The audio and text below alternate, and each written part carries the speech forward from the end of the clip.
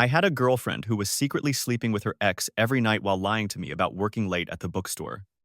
And I only found out while preparing to propose to the woman I had spent 3 years loving and protecting like she was my entire world. Welcome to Storytime Reddit, everyone. I'm 28 years old, and today I'm going to share a story that made me lose both my faith in love and the trust I once had in someone who used to mean everything to me. The story began 3 years ago on a fairly ordinary autumn afternoon. That day, I stopped by a small bookstore near the city center to look for some new novels.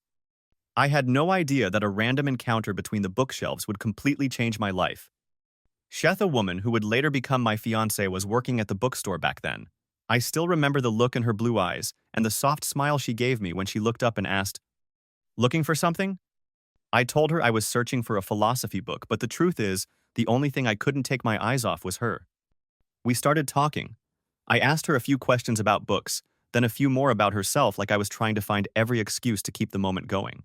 By the time I left the store, I had her phone number. A few days later, we went on our first date. Everything felt strangely effortless.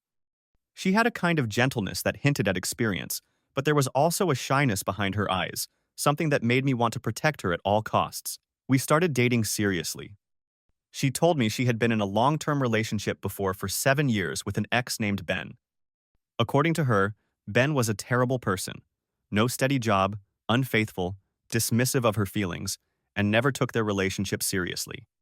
After breaking up with him, she'd spent over a year on her own, saying that time helped her heal. I believed her. I wanted to believe her. The more time we spent together, the more certain I became that she was the one I wanted to marry. I've never been the kind of man who falls in love easily, but with her, I let my guard down. I treated her with a kind of care she told me she had never received, driving her to work, listening to her, encouraging her, and staying by her side even when she felt she wasn't worthy of love. A year and a half later, I proposed. She cried and said yes without hesitation. That day became one of the happiest moments of my life. I remember thinking, I did the right thing.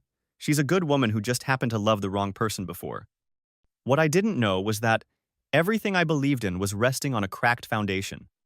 In my eyes, she was the perfect woman-loving, compassionate, and a victim of a bad relationship in the past. It never even crossed my mind that her past had never actually left her.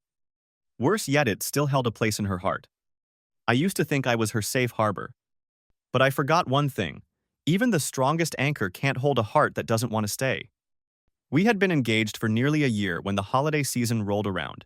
Everything still seemed fine, or at least it looked that way on the surface. I worked a regular office job, standard hours.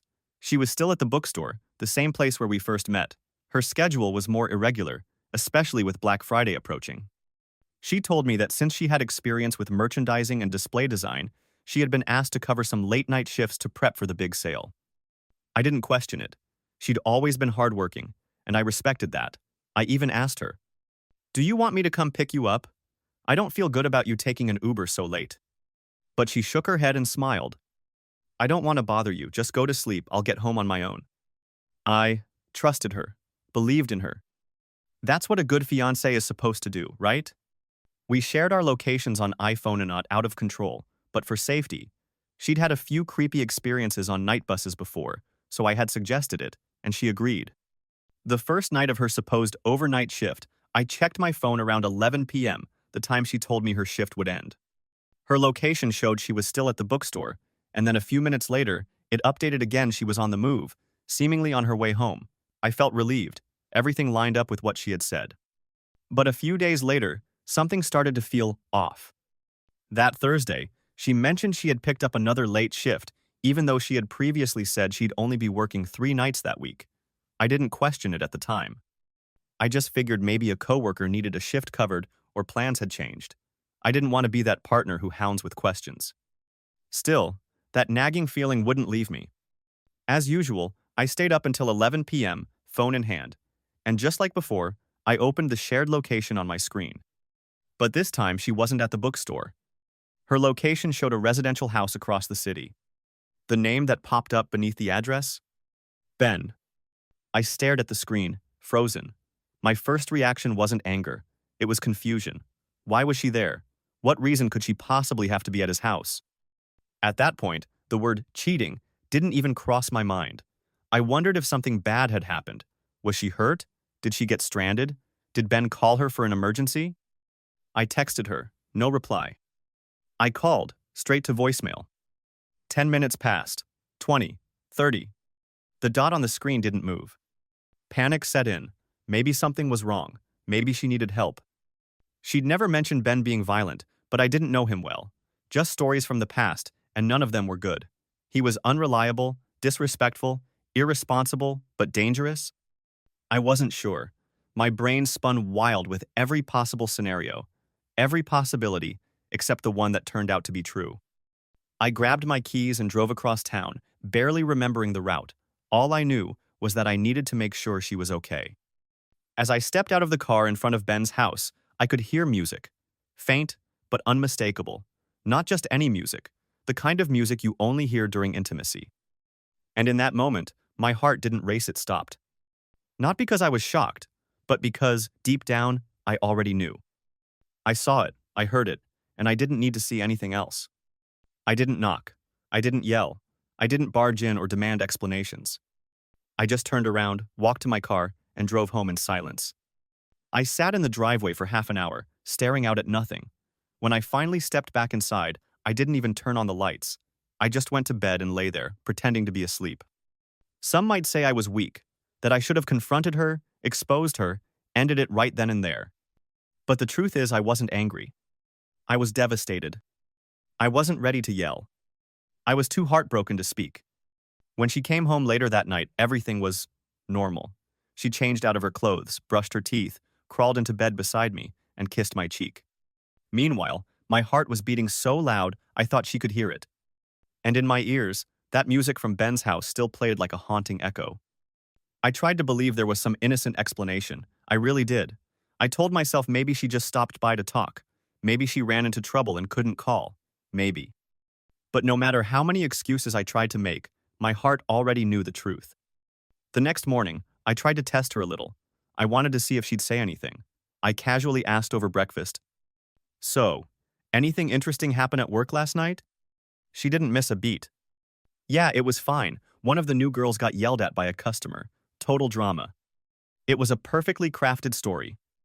Not a single pause. Not a flicker of guilt. And that's when I realized she wasn't just cheating. She was lying to my face. And she genuinely believed I'd never find out. That's when I knew. She wasn't just betraying my love. She was lying to my face with complete ease, convinced I'd never find out. A few days later, she told me she had another late-night shift coming up because of an upcoming sale. I nodded, didn't ask questions. But this time, I didn't go to sleep. At 11 p.m., like before, I checked the location. And just like I expected, she was at Ben's house again. But this time, I wasn't shocked. I felt nothing. I started planning not to salvage anything, but to end it with dignity. I didn't want to just sit across from her and say, "I know everything." Not after all I had given her. I needed a closure that she'd never forget. I needed the truth to come out publicly so no one would ever ask me, "Why did you leave her?" At that time, we were planning a Friendsgiving party. We were going to host it at our place and invite all our closest friends, mine, and some mutuals. I didn't cancel the party.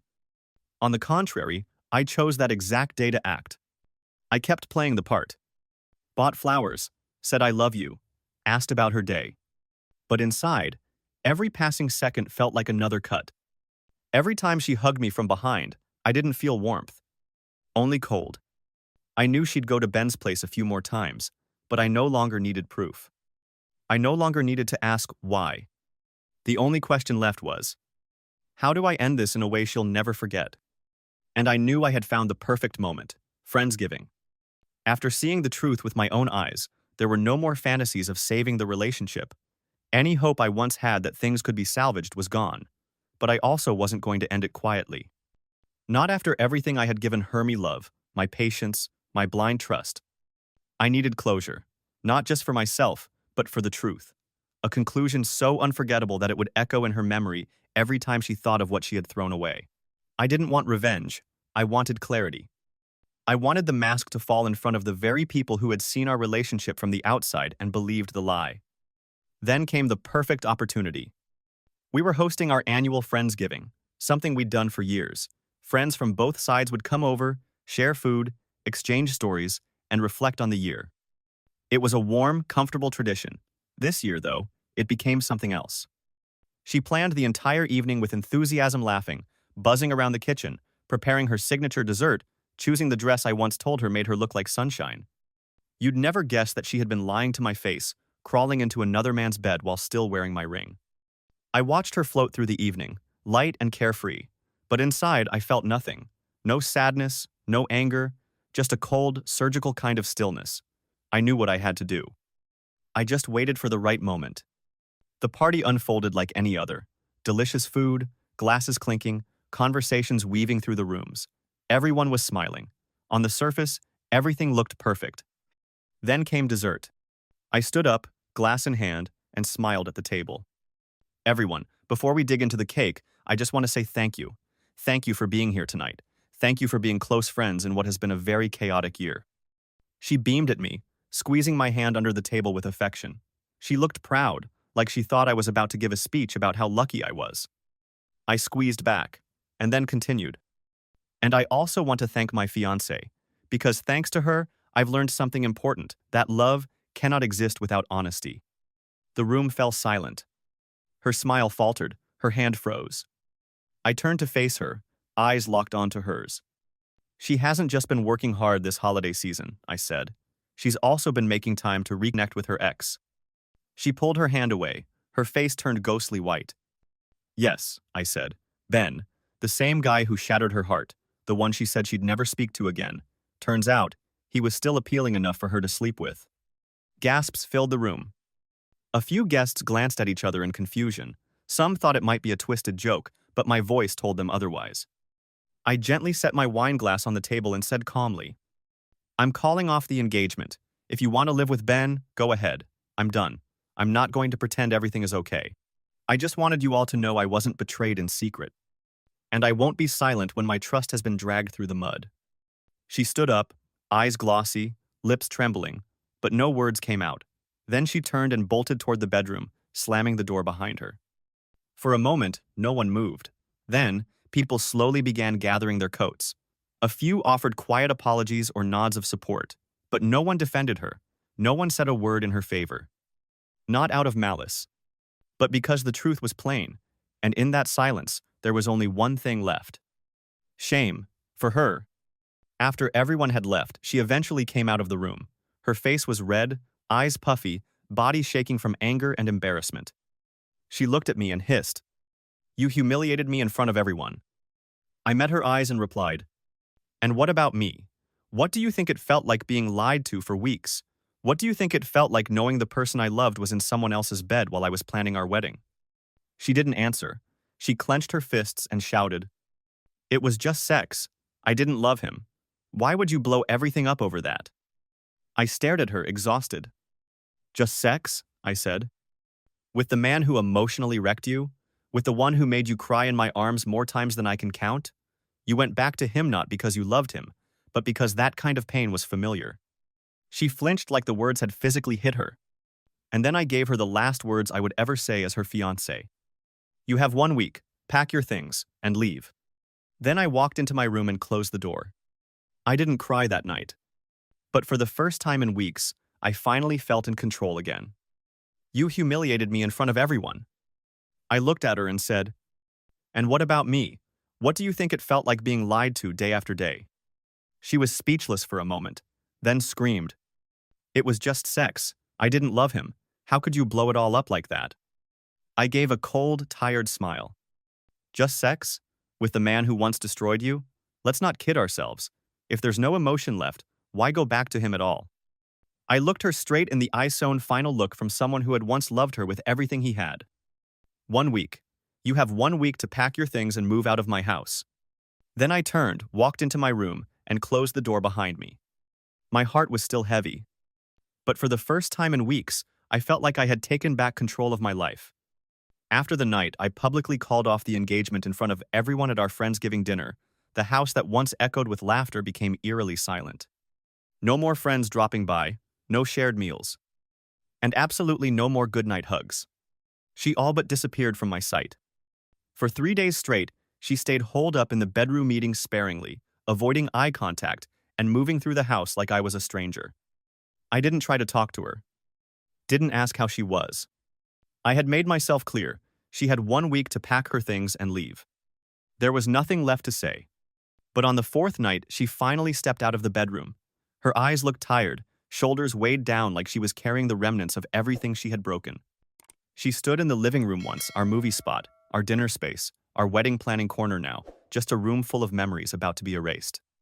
I need to talk, she said. Her voice was soft, but there was something cold still lingering behind it. I didn't respond. I just nodded. She sat across from me, unable to meet my eyes. It took a long pause before she finally spoke. I did sleep with Ben, but it didn't mean anything. I let out a bitter laugh. Just physical? No feelings? With the man who betrayed you for 7 years? She said nothing. No excuse came. No defense that didn't already sound hollow. You were the only one who was ever kind to me, she whispered. But sometimes, I didn't feel like I deserved it. I couldn't believe someone like you would choose someone like me. An old excuse. The kind people use when they're too afraid to be happy. And too selfish to hold on to something good when it finally finds them. You went back to the one who hurt you, I said, because the pain was familiar. And the one who loved you for real ended up being the one betrayed. She lowered her head. And for the first time, I saw her cry. Not because she got caught, but because she finally realized she had lost something she couldn't get back. That night, I couldn't sleep.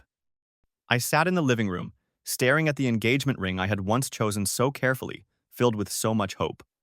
I didn't throw it. I didn't smash it. I just placed it back in its box and tucked it into the bottom drawer. The one where I now keep the things that were supposed to be my future. The next morning, she packed her things. No shouting. No drama. Just silence. The kind that sits heavy between two people who once loved each other deeply, now standing on opposite ends of a broken trust. When she reached the door, she turned around like she was about to say something, but didn't. She wheeled her suitcase down the steps. And never looked back. I closed the door. Not to shut her out, but to hold on to the last bit of dignity I still had left. And I knew, even though it hurt, this time I was choosing myself. She left on a Monday morning. The sky was gray, not raining, but strangely dull, just like how I felt inside. After the door shut behind her, I sat on the couch for nearly 3 hours. No television. No phone. Just me, alone, in a silence that felt brand new. Everything felt foreign. Every corner of the house brought back memories. The dining table where I had proposed. The couch where we used to cuddle during Christmas movies. Even the dried flower vase she loved arranging on the shelf made my chest ache. But the part that hurt the most was the feeling that maybe I wasn't enough to keep the person I loved. I knew that wasn't true. I wasn't the one who cheated. I wasn't the one who lied. But when someone walks away after you've given them your whole heart and treated them with kindness through it all, logic doesn't win over a broken heart. The first week, I lived like a ghost. Went to work, came home, showered, Saturday alone. I didn't check her location, didn't go on social media, didn't ask friends how she was doing. I didn't want to know. I wasn't strong enough to know. But then the messages started coming in. Friends, especially the ones who had been there at Friendsgiving, texted to check in. Some even sent screenshots of her Instagram stories with Ben, like they wanted to prove I had made the right call. I thanked them, but I didn't open the pictures. I didn't need any more confirmation of my pain. One close friend said bluntly, "You don't feel lighter? Now you know for sure you dodged a disaster of a marriage." He wasn't wrong. But that relief came with a gaping emptiness, and I still didn't know how to fill it. By the second week, I started cleaning. I gathered every leftover item of hers into a box, labeled it "Do Not Open," and shoved it into the storage room. I took down the engagement photo from the wall and replaced it with a painting of a sunrise. Not because it was beautiful, but because I needed to see something beginning, instead of constantly staring at what had ended. I also started going back to the gym. Not for some revenge body glow-up like the internet likes to suggest, but because I needed a reason to leave the house, needed sweat to dull the sting in my chest. She hasn't reached out. Not a text, not a call. And honestly, I'm grateful for that. Because if she had sent even a single "I'm sorry," I know I might have broken again, just like I did the first time she cried when I proposed. I haven't completely moved on, but I'm walking in the right direction. I learned not to blame myself for being kind. I learned how to sleep alone without feeling lost. I learned how to look back on memories not to torture myself, but to remind myself that I loved with sincerity. And that, in itself, is enough. Someone once said, after betrayal, the hardest part isn't forgiving the other person. It's forgiving yourself for believing in them. I haven't gotten there yet. But one day, I will. About a month after she left the house, I started hearing bits and pieces about her new life through mutual friends and social media. I didn't go looking. But my friends were a lot more curious than I was. A few still followed her accounts and occasionally sent me messages like, "She just posted a picture having dinner with Ben. That caption found my happiness again, makes me want to puke. She's living with him now, did you know?" At first, every message like that still made my heart skip. Still made me tense up, as if I hadn't fully moved on. But then, I realized something. It didn't hurt anymore. I wasn't angry. I didn't feel the urge to ask, why? I just sighed and scrolled past. One of my close friends invited me out for drinks and said, "You need to blow off some steam. Someone like her isn't worth carrying this weight around." I agreed. For the first time in weeks, I stepped into a small bar, had a cold beer, and truly talked to someone again. No more blank stares. No more drifting off into my own head. We talked about work, music, plans we once abandoned, and even the people who once made our hearts bleed. At one point, my friend said, "She's not as bad as the fact that you used to think you weren't enough." That stopped me cold. He was right. This whole time, I had been blaming myself. Why didn't I see it sooner? Why did I trust her so completely? Why wasn't I attractive or interesting enough to keep her from cheating? But the truth is, I loved the right way, just the wrong person. I wasn't lacking. I just wasn't the one she wanted to keep. Word has it that after moving in with Ben, things haven't been nearly as perfect as the glossy Instagram stories made them look. Ben is still the same lazy guy, jobless, living off her. An old coworker of hers mentioned that she's been working 2 jobs just to stay afloat. One night, a friend sent me a clip from her story. She was venting, posting one of those vague, sad statuses that read, "Sometimes what we thought was love was just a habit we couldn't let go of." I read it, then quietly turned off my phone.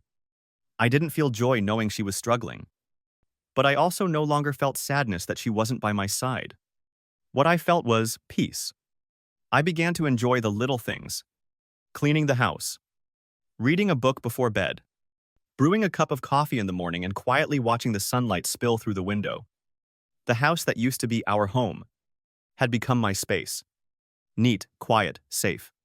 Sometimes I still thought of her, but no longer as the woman I wanted to marry. She had become a past chapter, one where I once gave my heart, took a knife straight through it, and then, piece by piece, pulled it out on my own so it could finally heal. We haven't spoken since, and maybe we never will. You know what? That's okay. Completely okay. If there's one thing I've learned from all of this, it's this. Sometimes, loss isn't an ending.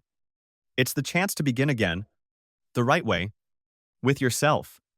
Nearly 2 months after she left, I realized something. I'd stopped counting the days. I no longer woke up with that aching emptiness. I no longer stared at the empty side of the bed wondering, will she come back? I stopped checking the map to see where she was. Stopped scrolling through Instagram to guess how happy they looked that day. Instead, I started living for me. I bought a bicycle. Every morning, I rode through the park near my house. Some mornings it rained lightly. Still, I rode. Got soaked sometimes. But there was something about it that felt freeing. I signed up for a photography class. One I'd put off before because there wasn't time. Back then, my time was always our time. Repetitive walks, routine dates, Netflix nights, and silence. Now, I take photos of sunsets, of raindrops on leaves, of sunlight hitting cracked concrete walls. Everything looks more beautiful when I'm seeing it through my own eyes, not through the lens of someone else's expectations. One evening, I sat alone in a small cafe, Just me, my journal, and a fountain pen. Soft jazz in the background. I didn't write anything profound, just a few scattered thoughts. I don't love her anymore, and I don't hate her either. I'm just grateful because what happened taught me how to love myself better. I paused and smiled. A small smile, unforced, unstrained. It had been a long time since I felt like that. Someone once asked me, if she came back, apologized, and wanted to start over, would you take her back? I didn't even need to think. Number. Not because I'm still angry, but because I've come too far from where I used to be to ever go back. I'm no longer the guy who lives solely for someone else, the one who sacrifices his time, his dreams, and his peace just to hold on to love that was never fully his. For a long time, I believed that loving someone meant giving everything, no matter the cost. I believed that being selfless was the highest form of love. But now I know that kind of love, when not returned, becomes self-destruction. I am myself now. Not the broken version, who once doubted his worth, but a man who carries his scars with quiet pride. Scars that don't ache anymore. Scars that remind me not of the pain, but of the strength it took to heal. My eyes are clearer now. They don't search for validation in someone else's gaze. They see life as it is, raw, unpredictable, sometimes lonely, but still full of quiet beauty. And my heart? It still knows how to love. But this time, it knows where to draw the line. It knows that the person I should never abandon is myself. I don't know who the future will bring. Maybe I'll meet someone new, someone imperfect, yet honest, present, and real. Maybe I'll stay single for a while, building a life that feels full even without a partner. And maybe, just maybe, love will surprise me again, the way it once did in that small bookstore on a regular afternoon. But this time, I'm not searching for someone to fill a void or to rescue me from the silence. I'm not looking for someone to heal me, because I've already started doing that for myself. What I seek now is a partner. Someone to walk beside me, not someone I have to carry on my back. And if you're reading this, if you've been through heartbreak, betrayal, nights where your tears soaked your pillow in the dark, then please, hear me when I say this. You'll be okay. Not immediately. Not even next week. But one day when you least expect it, you'll wake up, take a deep breath, and realize that the ache has faded. That the shadows don't linger like they used to. That you made it through. And when that day arrives, you'll look in the mirror and see someone transformed. Not flawless, but stronger, wiser, more grounded, more deserving than ever of the kind of love that doesn't leave bruises behind. Just like I do now. Thank you for reading my story. This is where it ends, but also where something new begins. A chapter not about them, but about learning to love yourself, to love life. Not as a way to escape the past, but as a promise to cherish what's ahead. Because you are worthy. Not when someone finally chooses you, but because you chose yourself.